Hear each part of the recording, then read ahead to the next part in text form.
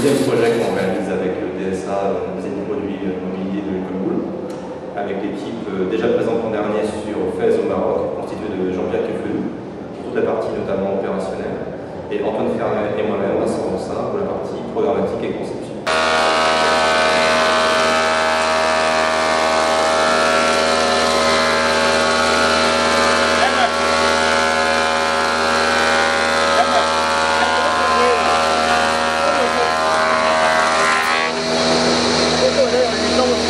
L'enjeu ici à Porto-Novo, et un peu de la même manière qu'au Fès, c'est d'intégrer toutes les problématiques locales, de travailler surtout avec les élèves de l'école pour réaliser ensemble, penser et produire le projet qui ici en l'occurrence était destiné à une bibliothèque pour des primaires et des secondaires. Donc ce projet s'est fait en 4 jours et demi, c'est très court, donc c'est un espace-temps limité, ce sont des moyens limités, essentiellement du bois, acajou, madrier débité, et ensuite du bois trouvé sur place, le chantier, et tout le reste est du façonnage et l'assemblage par les élèves et les étudiants, accompagnés par les encadrants.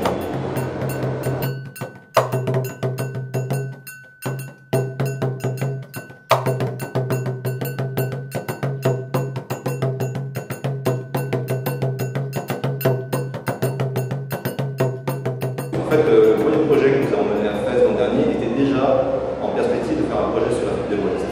Et après avoir sondé différents terrains, le Bénin s'est trouvé être pour nous la meilleure opportunité parce que c'est un terrain en fait très porteur en termes de dynamique locale.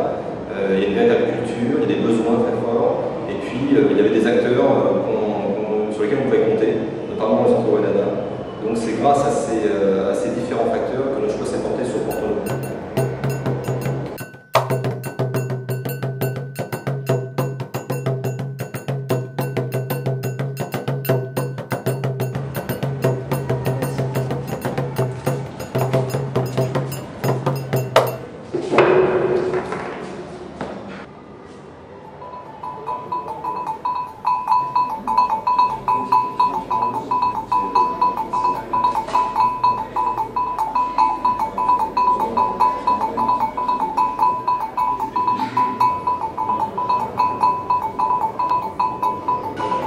Pour nous, ce projet a été vraiment très intéressant parce qu'on a pu apprendre à travailler en groupe avec des élèves de l'école de la Rosette qu'on ne connaissait pas avant, des élèves de seconde. Ce qui était aussi intéressant, c'est vraiment de découvrir une autre manière de travailler, travailler dans le, comment dire, sur le moment, pas vraiment prévoir des projets longtemps à l'avance. Et puis de pouvoir discuter aussi avec des élèves tout en travaillant. Ils nous ont appris un peu comment ça se passait ici. Nous, on leur a expliqué comment on travaillait en France. Et puis je pense que ça a été vraiment très enrichissant pour nous et pour eux aussi. Parce que pour la plupart, ils n'avaient jamais touché à une perceuse, ni une visseuse, ni scié dans du bois. Donc je pense qu'on leur a appris des choses. Et en tout cas, eux, ils nous ont appris aussi beaucoup de choses.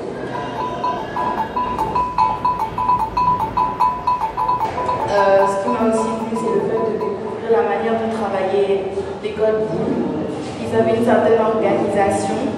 Ce qu'ils devaient faire, ils savaient à quel moment le faire. J'ai bien aussi aimé utiliser la scie. Ça m'a permis de voir comment on pouvait couper le bois d'une certaine manière. J'ai bien aimé aussi comment on pouvait percer, parce que ça me faisait peur la perceuse, mais j'ai appris à l'utiliser.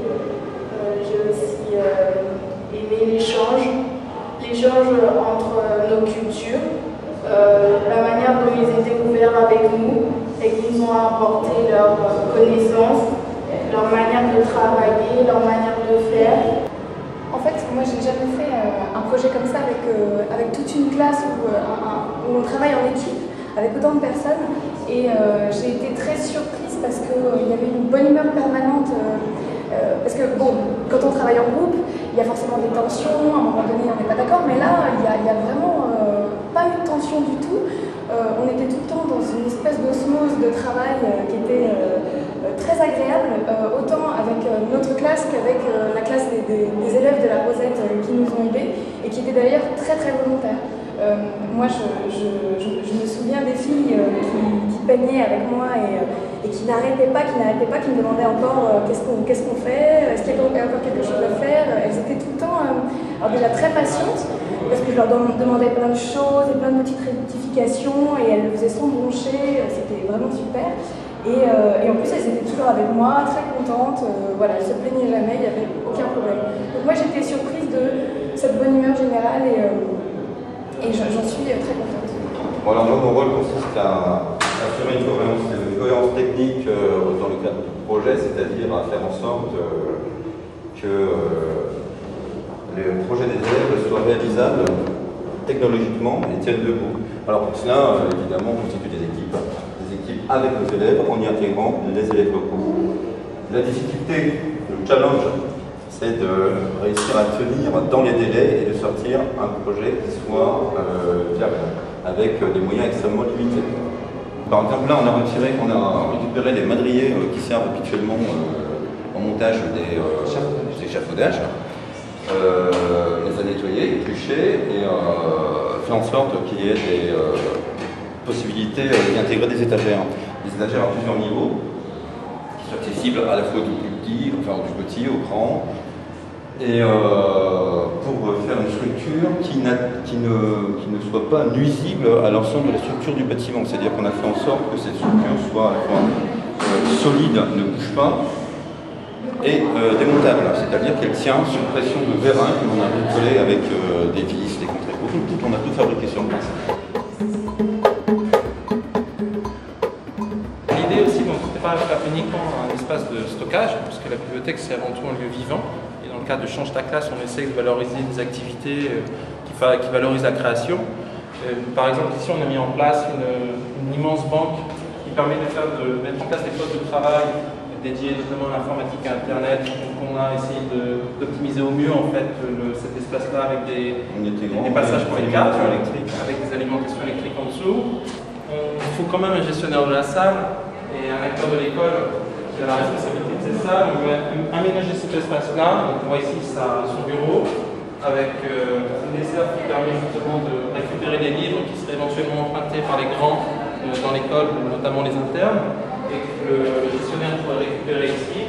Un espace qu'on a voulu aussi, pas trop solennel, pas trop administratif, c'est pour ça qu'on a mis cet écran jaune, que ce soit assez vivant en fait, quand on rentre dans ma salle. Et c'est surtout un espace qui est dédié ici dans cet écran jaune à l'expression et à la communication des actions qui peuvent se produire dans l'école ou à l'extérieur de l'école dans Porto Novo. Donc c'est avant tout un mur d'expression et un mur d'affichage.